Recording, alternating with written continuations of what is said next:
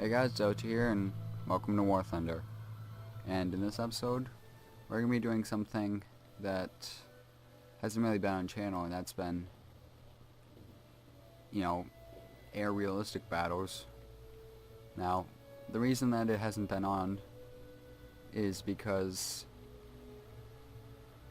if you go to Code Phantom's channel, the one that we both did of the F6F, I'm gonna admit that was terrible. And that's the problem with this, is that you can have everything set to go, get into a battle, and you get killed within the first 5 minutes.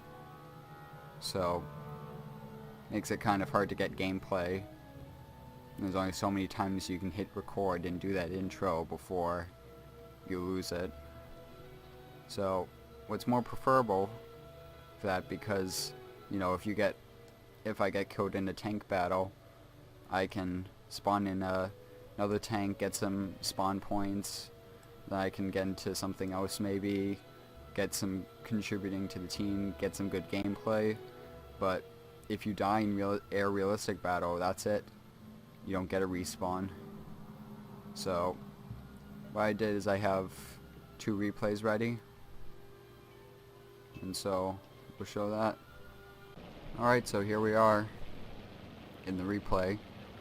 Now, I've forgotten the hangar. I might as well do it on the way here. You'll see throughout this, I got what almost every attacker and bomber could wish for, and that is fighter support. Because it's quite ridiculous, really, like how many times you can be playing it at attacker and bomber, and all it takes is some enemies to come along, boom and zoom on you, and then you're dead without having done anything for the team. Whereas if you get your fighter cover, you can be able to do your job, destroy those ground targets, and not have to worry about that. So, as I said before, we're doing I don't think I said before, but you can tell we're doing the HS-129, the B-2, right under there, 37mm, not 30mm Mark 103. And if you don't know what that means, it's probably the best anti-tank gun put onto a plane. Like that, especially it seems that, that of course air realistic battle isn't on par with tank realistic, where if you got a certain hit with a gun in air realistic, that'd be enough to kill it, but in tank realistic it might shrapnel somewhere else or something. It's probably just different hitbox, but plane's very low energy, so you have to watch out for that when you boom and zoom ground targets. And it's not enough for you to take on most tanks head on, unless you're on Spain and you're playing against the British tanks. Then you can really attack from any angle and penetrate. So this first gameplay you'll see of how to use it. So what you do is angle yourself like this. You always want to have around 1 kilometer to zone in on the target, and then once you're that 1 kilometer away, turn in. It takes about 0.7 kilometers to get a proper shot lead, so that you can get enough time to angle your plane to have a straight shot. And then all you need really is 1 shot, but when you have 100 rounds and not too many tanks, well, you have about 20 something tanks, you can afford to use multiple shots. But anyway, you see, right now I'm kind of below the tree line. That ends up being a bad idea sometimes. because if you're, yeah, watch this, how close you can cut it sometimes. When you're in a big heavy plane that isn't too good on energy retention, then it can kill you sometimes. They don't have enough power to pull up from the trees, so if you don't think you can make the kill, then give it another run. No need to waste your only respawn. A bit greedy there, but 4 kilometers is the stopping point where you say you have to pull up or you'll most likely crash. Taking wide turns with this. Oh, keep that energy up. Awesome looking formation with the doe 217 following up. And this makes her a good team up.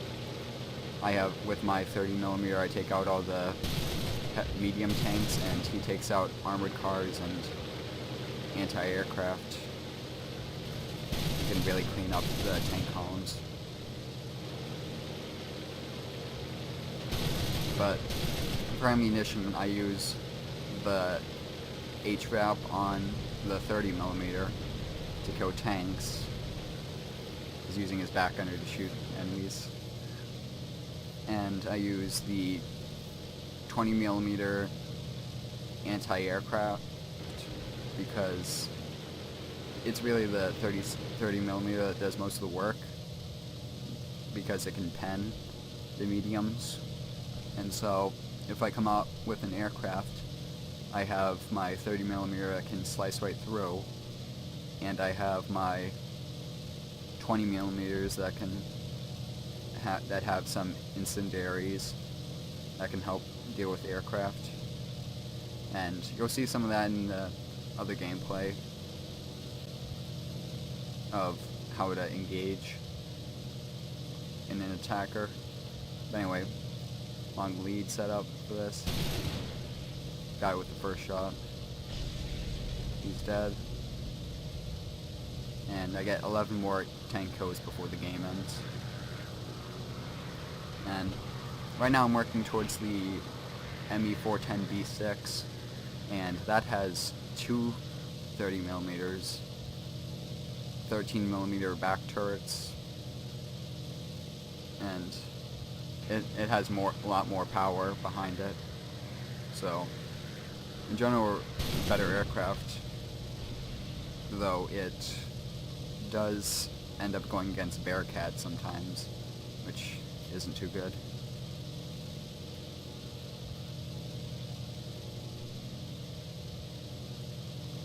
So while we wait to close on to the next column, let's talk about what I think of the new update. One of the most important things I think about it is the addition of the Doe 335. And let me know in the comments below if you agree with me on this, but Germany seems to need some good hitting fighter bombers, and that's what the Doe 335 really offers, because you have the BF-109, the Focke-Wulf 190 that can carry bombs and such, but like take the A5 for example. It can carry some bombs. It can have 2 210mm rockets, but those launch at the same time, and so you can only really get 1 kill, maybe a few more, maybe like 2 or 3 if you're lucky, and you hit a grouping, but usually you need around a direct hit to do that. But the Doe 335, it's going to be able to drop 2 250-pound bombs in the first run, 500 kilogram in the second run, and then it has a 30mm. And since it's a 103, you can bet it's also going to have HVAP. So that's going to be phenomenal. for taking out tanks. And it's fast too, so anti-aircraft is going to have trouble trying to shoot them down.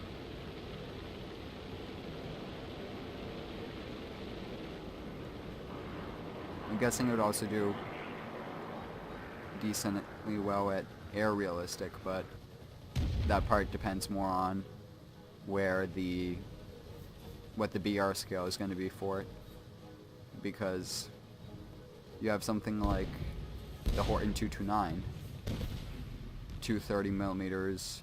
It can do some work on enemy tanks, but they brought up the battle rating because it could do that, and so it fights much more capable jets on the American side, so kind of has a hard time being competitive in that.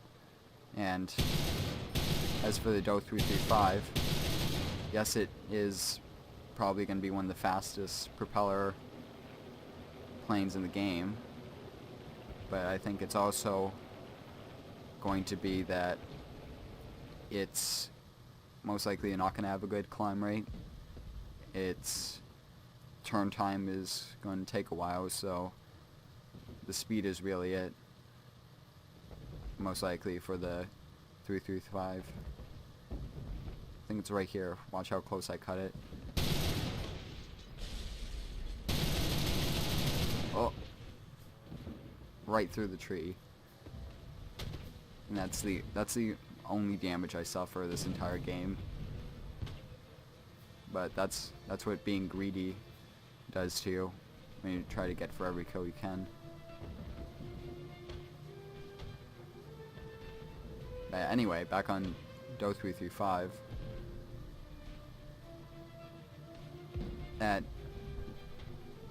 almost certain that whatever battle rating it gets at, on the tank side it's going to do fine. The 500 pounds, the 250 pound bombs, that's 500 pounds combined. That can take out easily one enemy, more if it's in the cap circle. And then you have another 500 pound bomb that comes out. Once again, you can easily take out one tank, most likely more. And then, once again, 30 millimeters. I think that from the BR of, say for example, you see right now, the HS-129, or the 410B6, what that can do is that it can be able to penetrate from the sides, from the rear, and do damage, get into the tank shrapnel. But I think at around the BR of the 229, that seems to be of more engine top-down shots. So if it gets placed around that height, then it will probably have to be engine shots you go for. But let's get on to the next gameplay. Okay, so here we are. Right now there's two bombers, or dive bombers if you will, harassing some of our guys, so here I come to stop them. Now, in a position like this, following someone or going heads up with them, the attack aircraft's always going to win. It has huge cannons on the front, but if you're going, like, look at that, wings ripped off, just completely destroyed.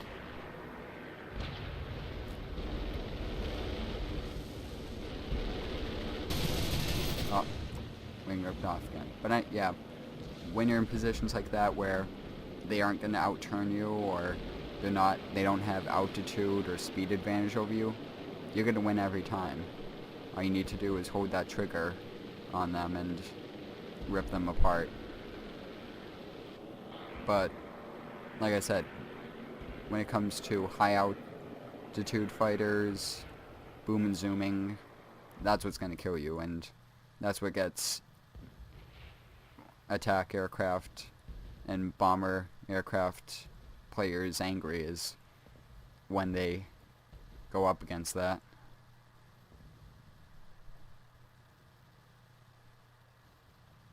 So that was 2 codes right there. We did get another one, not sure which one, later on in the video, but here we go for some runs. And let's see. Yep, just destroyed it when I was angling, when he was angled. Of course, with the air realistic battles, they don't care too much to model the armor and the the armor model and like the X-ray of the enemy tanks. So if you land a hit on them and it has enough penetration, it's always going to kill them. If you saw that white trail right there, one of the problems I have with it, with the HS-129, not sure if any other aircraft tends to have this, but when you turn in this, sometimes instead of just turning, it will try to go up, and then you start bleeding airspeed, and it gets rather annoying.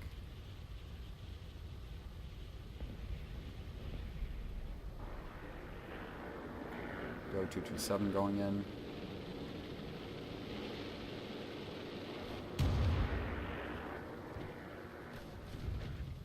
Over a kilometer away, so turning in.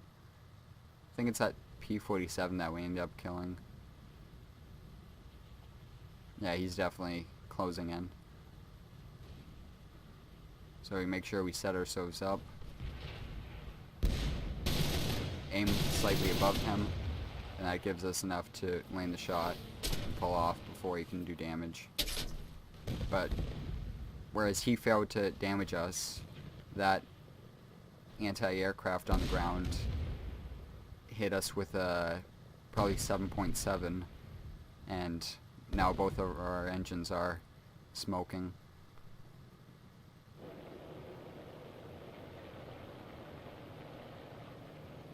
Yeah, nothing too much more happens in this replay, so probably just gonna, yeah, I'll just end it here. Just some more of the attacking the enemy convoy, and don't get any more action than that. So I hope you enjoyed. Leave a like if you did, and remember to subscribe.